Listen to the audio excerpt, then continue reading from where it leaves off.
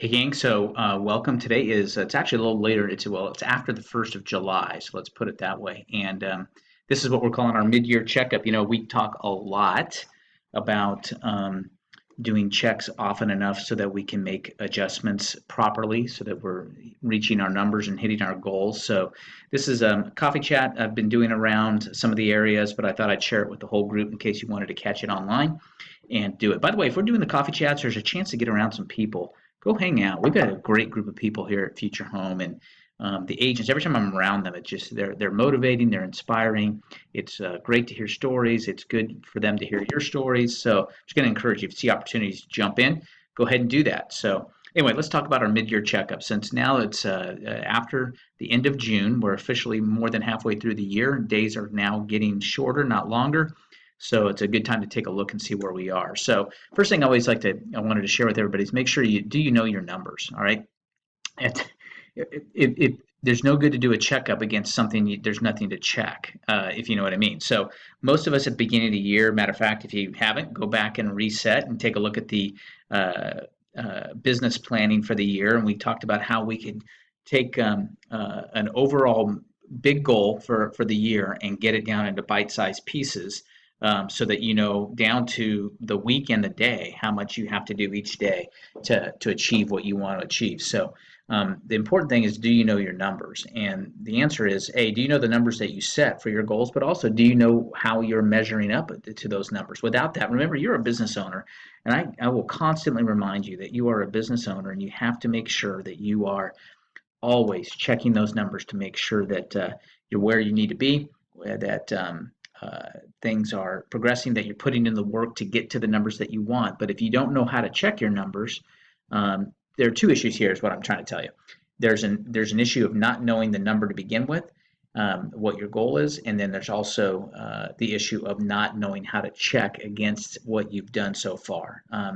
Business people know their numbers. I know my numbers. I know exactly where I am, agent count wise, my profitability per agent, and those are goals for me, obviously, but um, I know where I am against my budget for the year, and so on and so forth. So, all important things to have. So, do you know your numbers? Question you'll hear me ask a lot.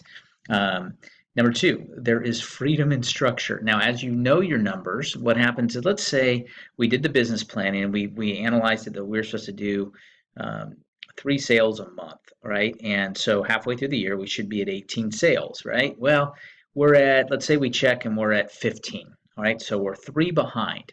Now that's not bad, right? So what we can do is, what are we going to do to make this next 6 months equal 21?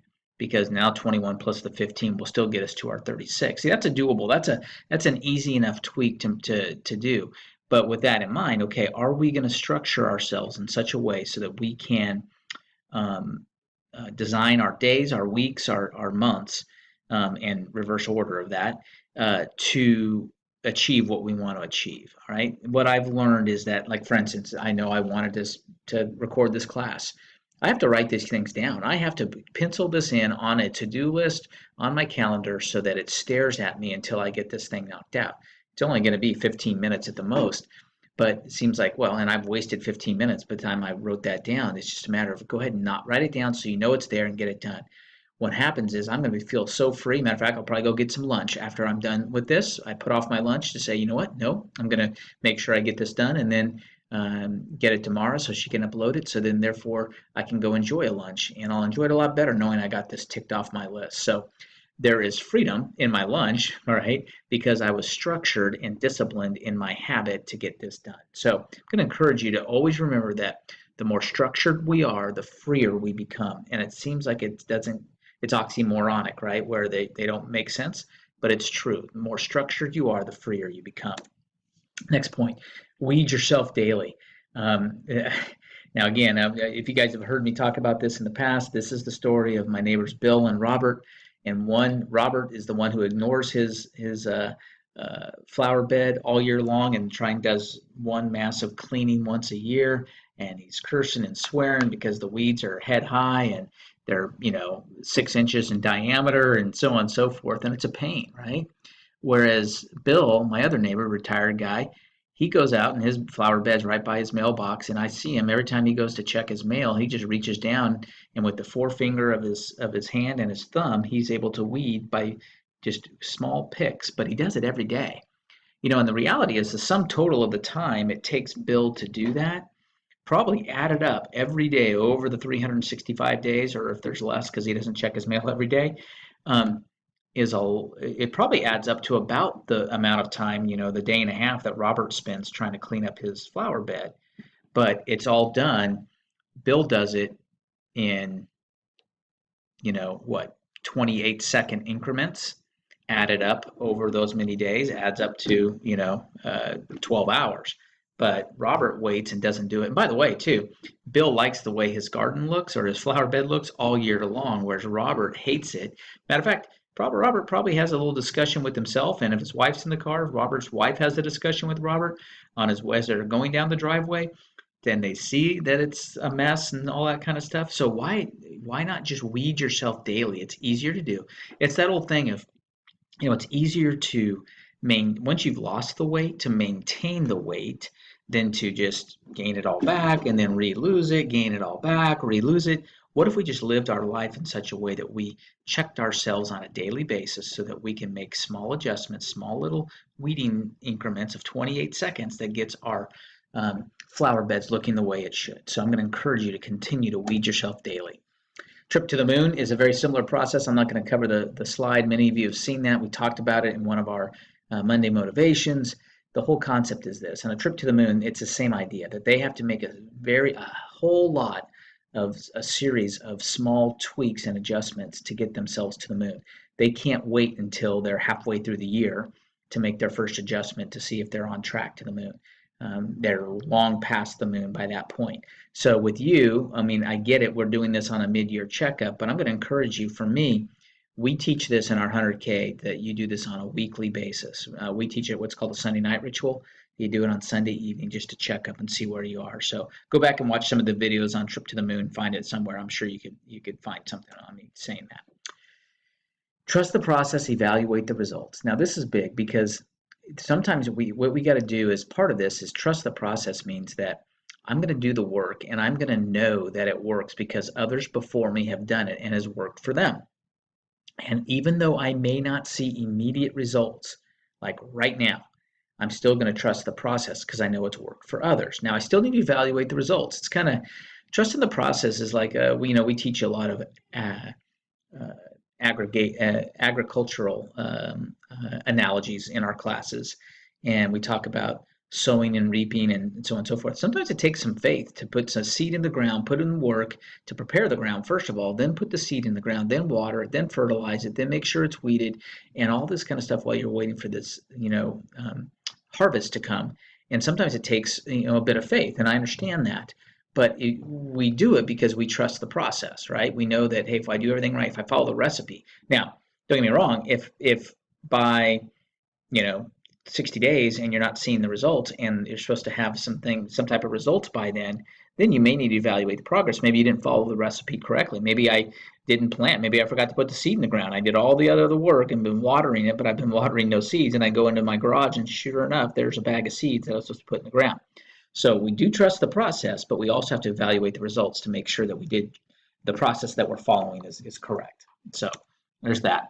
Law of the harvest. This follows it right in line. Okay, that here's the truth, guys. All right, if you are not reaping what you want to reap right now, it is because you have not sown properly. Period. This is tough love. I know you don't want to hear it.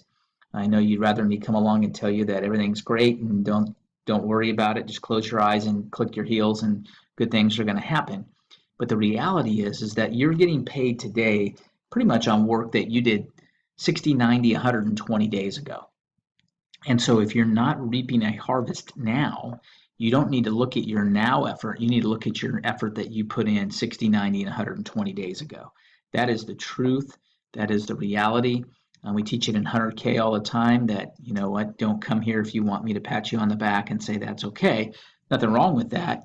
We can change what you're doing and change your habits. But if you're not going to change your habits and expect just by showing up that something's magically going to happen, it's not. You're going to have to roll up your sleeves and get to work. All right. And that's what the law of the harvest says, that if I do sow, I will reap. But the adverse of that is that if you do not sow, you will not reap. So just agree to don't try and cheat that law. It's unavoidable. All right. And finally, this one hit me, and I just was preparing this last time when I was doing right before the coffee chat, and I just put work hard, sleep well. I was on the elliptical and I was cranking along, and I was actually listening to I think a sermon on my phone, but I just had the TV that was right in front of me on the elliptical was on. I was watching, I don't know, ESPN or something while that was happening, while listening to a sermon, while doing my workout. So I was not, uh, I was severely multitasking, which is good. I was happy to do that, and I was able to know that there was freedom when I got off because I was structured. So that being said, though, in this like 40 minutes of workout, I saw like 6 or 7 mattress commercials. Like, holy smokes, two things hit me. First of all, it said, boy, there must be a lot of money in mattresses if they can afford all this advertising, number one. Number two, obviously there's a demographic out there, people that are having trouble sleeping. And I get it, but can I think my theory on why people have trouble sleeping is they're not working hard enough. Because when you work hard, you will sleep well. I have no doubt about that. All right, that when I put in a good hard day's work, and whether it be mental, physical, whatever the case may be, or a combination of both, boy, I sleep well. And I sleep a lot in hotels, and they don't have the best mattresses in the world. And regardless of the mattress, I seem to sleep pretty well. Um, and so I'm going to encourage you that if you're having trouble sleeping, maybe take a look at your work. All right, maybe take a look at this part of the equation instead of only dwelling on this part of the equation. Buying a new mattress isn't going to work that well if you aren't putting in hard work. I guarantee this. I like Little House on the Prairie and Charles Ingalls.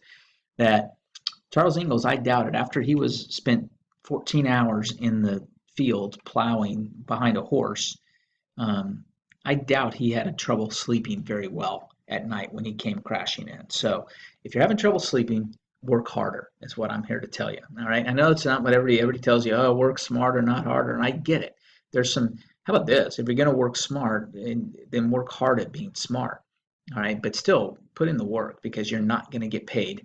You're not going to sleep well, whether that means paid financially or paid with good sleep or good health and all that kind of stuff unless you work hard. So that's it. It's a quick little checkup for mid-year. I hope you will apply some of this. A lot of it's stuff, well, all of it's stuff that we've talked about before. But in the meantime, as always, we'd love to see you at any of our events coming up, whether it be 100Ks or next or other things that we have out there.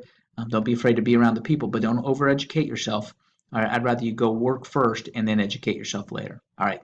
Have a great day, guys. Bye.